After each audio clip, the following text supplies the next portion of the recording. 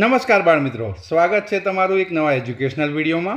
આજના વિડીયોમાં આપણે ધોરણ 5 વિષય અંગ્રેજી અને તેની અંદર યુનિટ 2 હેલ્પિંગ હેન્ડ્સ પાઠ અંતર્ગત પોયમ તથા સ્ટોરીની ખૂબ જ સરસ રીતે સમજ મેળવવાના છીએ. તો ચાલો ખૂબ જ ઝડપથી વિડીયોની શરૂઆત કરીએ.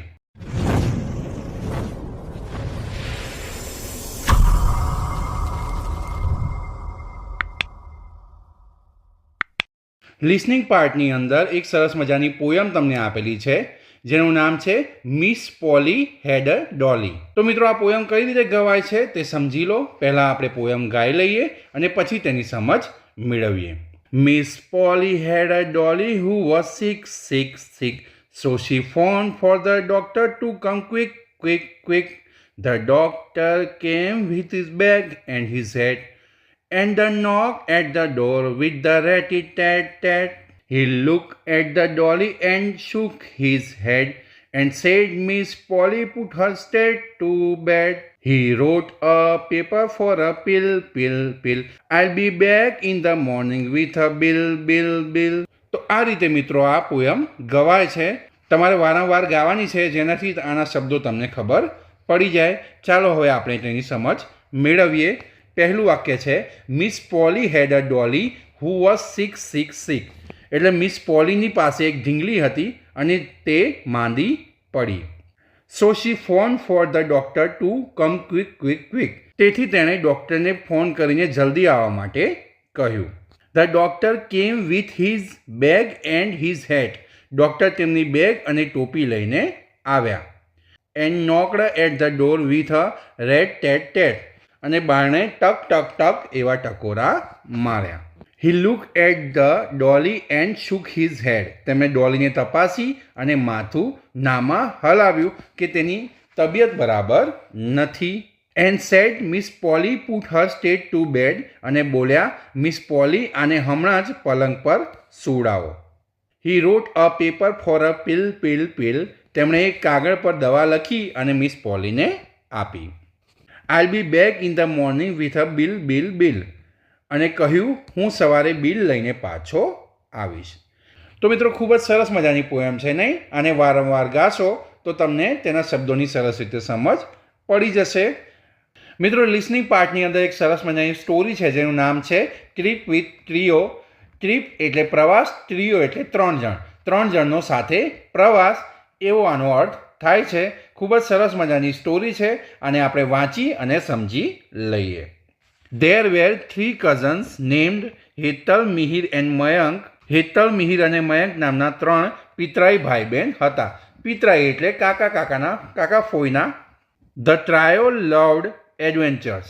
ત્રણેયને સાહસિક પ્રવૃત્તિઓ ગમતી. સાહસિક પ્રવૃત્તિઓ એટલે મિત્રો જંગલમાં જવું, પહાડો ચડવા, નદીઓની અંદર નૌકા વિહાર કરો, આ બધી સાહસિક પ્રવૃત્તિઓ ગણાય છે. તો આ પ્રવૃત્તિઓ આ ત્રણેયને ખૂબ જ ગમતી હતી. One day their school organised a trip to a nearby forest. They register for it. એક દિવસ તેમની શાળાએ નજીકના એક વનમાં પ્રવાસનું આયોજન કર્યું.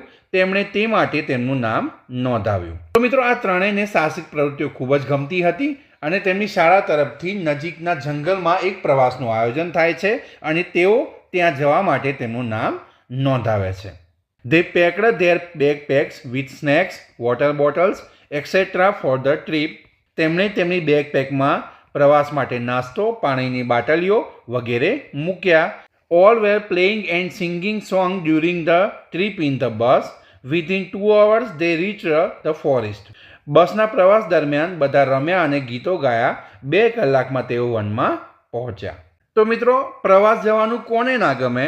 અને જો તમને મનગમતી જગ્યાએ પ્રવાસ લઈ જવામાં આવે તો તમને ખૂબ જ ખુશી થાય, ખરું ને? તો તમારી શાળામાંથી પ્રવાસનું આયોજન થાય તો તમારે ક્યાં જવું છે તે કોમેન્ટ બોક્સમાં લખીને મને જણાવજો.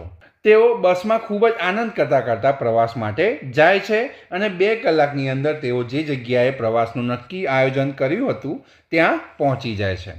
It was a wonderful place for the trip. The school had arrange various activities including a bonfire in the evening. પ્રવાસ માટે તે ખૂબ જ સરસ જગ્યા હતી અને શાળાએ સાંજે તાપણા સહિત વિવિધ પ્રવૃત્તિઓનું આયોજન કર્યું હતું. Whole day, all the students and the teachers explored the forest and saw different animals and creatures. They enjoyed the beauty of nature and bonfire. આખો દિવસ બધા વિદ્યાર્થીઓ અને શિક્ષકો વનમાં ફર્યા અને વિવિધ પ્રાણીઓ અને જંતુઓ જોયા. તેમણે કુદરતના સૌંદર્યનો અને તાપણાનો પણ આનંદ લીધો. સમ students ડેમોન્સ્ટ્રેટેડ how to use the first aid kit during the trip. અમુક વિદ્યાર્થીઓ પ્રવાસ દરમિયાન પ્રાથમિક સારવાર કિટનો ઉપયોગ કેમ કરવો તે બતાવ્યું. દે એન્જોયડ સિંગિંગ એન્ડ ડાન્સિંગ. તેમણે ગાવાનો અને નાચવાનો આનંદ માણ્યો. All wear tired and went to there tents to sleep. બધા થાકી ગયા હતા અને તેથી તેમના તંબુમાં સૂવા ગયા. તો મિત્રો આખા દિવસ દરમિયાન આ ટ્રીઓ એટલે કે આ 3 જણા જે કઝિન્સ છે તેમની સાથે ઘણા બધા મિત્રો હતા, શાળાના શિક્ષકો. તે ખૂબ જ ફર્યા, કુદરતનો આનંદ લીધો, વિવિધ પ્રાણીઓ જોયા, જંતુઓ જોયા અને તાપણાનો પણ આનંદ લીધો. અને અમુક વિદ્યાર્થીઓએ બીજા વિદ્યાર્થીઓએ શીખવ્યું કે ફર્સ્ટ એડ કિટ એટલે કે પ્રાથમિક સારવાર પેટી જ્યારે આપણને અચાનક વાગે ત્યારે તેનો ઉપયોગ કઈ રીતે કરાય તે શીખ્યું. અને બધા ગાવા લાગ્યા, નાચવા લાગ્યા, થાકી ગયા અને સૂવા માટે પોતાના ટેન્ટમાં ગયા. Hetal, Mihir and Mayank did not sleep till late night. Suddenly there was a strange sound. Hetal, Mihir અને મયંક મોડી રાત સુધી સૂતા નહોતા. અચાનક એક વિચિત્ર અવાજ આવ્યો. Mihir and Mayank said it is an animal. Mihir અને મયંક બોલ્યા, કોઈ પ્રાણી લાગે છે. Hetal said it's not an animal, let's go and check. Hetal બોલી, આ કોઈ પ્રાણી લાગતું નથી, ચાલો જઈને જોઈએ. તો બધા થાકીને સૂઈ જાય છે, પણ જે 3 કઝિન હતા તેમને ઊંઘ આવતી નથી. એટલામાં અચાનક અવાજ આવે છે અને તેઓ વિચાર કરે છે કે આ શેનો અવાજ છે. મિહિર અને મયંકને લાગે છે કે કોઈ પ્રાણી છે, પણ હેતલ ગભરાતી નથી અને કહે છે કે ચાલો જોવા માટે જઈએ. They went there. They saw a small creature. It was green. Its body was glowing with light. તેઓ ત્યાં ગયા. તેમણે એક નાનું પ્રાણી જોયું. તે લીલું હતું અને તેનું શરીર પ્રકાશથી ચમચમતું હતું. Oh, it's an alien, Mihir cried. ઓહ, આ તો એક એલિયન એટલે કે પરગ્રહવાસી છે, આવું મિહિરે કહ્યું. તો પરગ્રહવાસી એટલે કે આપણે જેમ પૃથ્વી પર રહીએ છીએ તો પૃથ્વી સિવાયના બીજા ગ્રહો પર જે પ્રાણીઓ રહેતા હોય તેને પરગ્રહવાસી કહેવાય. They felt fear and curiosity. They were brave, so they went near the alien. તેમને ડર લાગ્યો અને કુતૂહલ પણ થયું. તેઓ સાહસી હતા અને તેથી તેઓ એલિયનની નજીક ગયા. The alien wasn't a threat for them, but he needed their help. One of his legs was bleeding. Alien તેમના માટે જોખમ નહોતો, પણ તેને તેમની મદદની જરૂર હતી. તેના એક પગમાંથી લોહી વહી જતું હતું. તો આ 3 જે કઝિન્સ છે તે જોવા માટે જાય છે કે કયું પ્રાણી છે. તો ત્યાં તેઓ એક એલિયનને જુએ છે અને તેના એક પગમાંથી લોહી વહી જતું હતું. તો આ એલિયનને તેમની મદદની જરૂર હતી. Without wasting time Hetal brought the first aid kit from there tent. સમય બગાડ્યા વિના હેતલ તેના તંબુમાંથી પ્રાથમિક સારવારનો સામાન લઈ આવી. All the students and the teacher come there. બધા વિદ્યાર્થીઓ અને શિક્ષકો ત્યાં આવ્યા. Hetal, Mihir and Mayank cleaned his leg carefully with cotton and applied a bandage. They took care of him. Hetal, Mihir અને મયંકે રૂથી તેનો પગ કાળજીપૂર્વક સાફ કર્યો અને પાટો બાંધી દીધો. તેમણે તેની સંભાળ લીધી. તો આ એલિયનના પગમાંથી લોહી વહી જતું હતું અને આ લોકોએ તેની મદદ કરવાનું વિચાર્યું. હેતલ પ્રાથમિક સારવાર પેટી લઈ આવે છે. 3 ભેગા થઈ તેનો પગ સાફ કરે છે અને સરસ રીતે તેને પટ્ટો મારી આપે છે. The alien was fine by late night. Now he was able to return his planet. મોડી રાતે એલિયન સાજો થઈ ગયો. હવે તે તેના ગ્રહ પર પાછો જઈ શકતો હતો. He gifted a magic box to the trio for their help and kindness. It was a 3D magical box. તેણે ત્રણેયને તેની મદદ અને ભલમનસાહી માટે એક જાદુઈ પેટી આપી. એ 3D જાદુઈ પેટી હતી.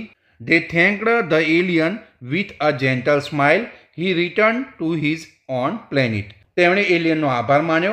એક સૌમ્ય સ્મિત સાથે તે તેના ગ્રહ પર પાછો ગયો. મિત્રો, આ સ્ટોરી પરથી આપણને એ શીખવા મળે છે કે કોઈ પણ પ્રાણી હોય, કોઈ પણ વ્યક્તિ હોય, તેને જો આપણી મદદની જરૂર હોય તો આપણે તેને ચોક્કસ મદદ કરવી જોઈએ. સરસ મજાની સ્ટોરી હતી નહીં મિત્રો? જો મિત્રો તમને પોયમ અને સ્ટોરી ગમી હોય તો વિડીયોને હમણાં જ લાઇક કરી અને ચેનલને સબસ્ક્રાઇબ કરી દો, કારણ કે ત્રીજા પાર્ટનો વિડીયો ખૂબ જ ઝડપથી આવશે. મળીશું આગળના પાર્ટના વિડીયો સાથે. નમસ્કાર.